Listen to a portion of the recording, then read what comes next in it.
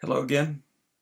Thank you. This is Thomas Garrett, and this is the third in a series of lectures, very brief, on the resume.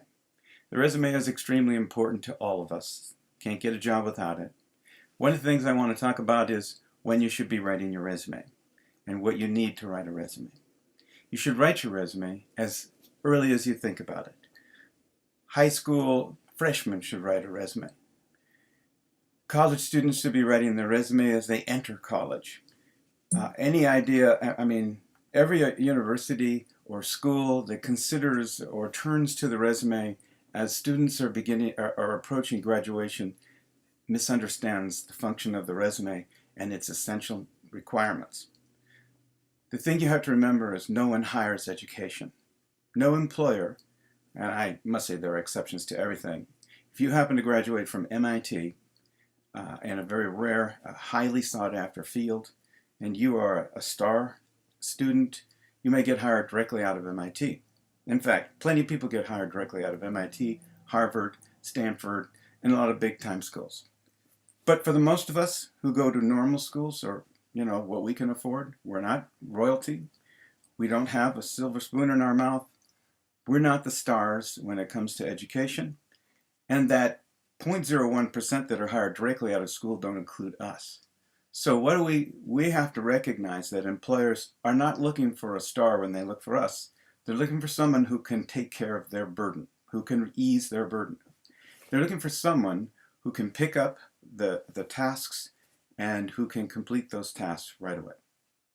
And we're going to talk about that when we talk about the audience, that your reader. And because we need to analyze that, but you're going to hear about that next. But I want you to understand that you need to start looking at your resume early because it takes time to build substance in your resume. As I mentioned, employers hire experience, not education. Education is nice, but if you can prove you can do what they need you to do, they'll hire you without education. This is particularly true in fields like programming. And many other fields. There are certainly fields where you have to have certifications and you pretty much have to have a degree.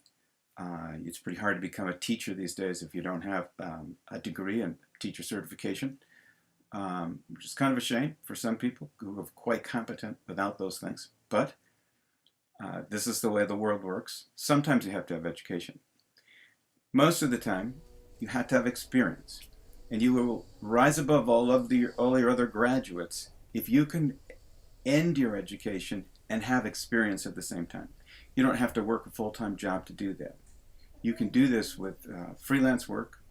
You can do this by taking the work that you're doing for your class and finding someone who needs exactly that. If it's a writing class, write a business letter for a manager. Edit a marketing document for a company. Find people who will let you do something for them for pennies if it is. Try not to do it for nothing. Try to do it for something because people are going to be valuing something more when they pay something for it. But this is how you build your resume. You have to have some substance to offer your employer beyond education. And you have to try not to identify yourself strictly by your education. So you want to talk about your experience, you can't say, well, I did this assignment in class. School is for students. Students are young people. Employers are looking for men and women who have been there and can do it. So start your resume early. Start writing your resume as if you're looking for a job.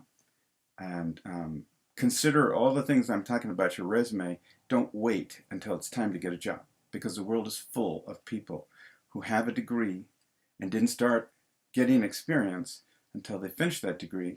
They're not able to find a job in the field they're interested in.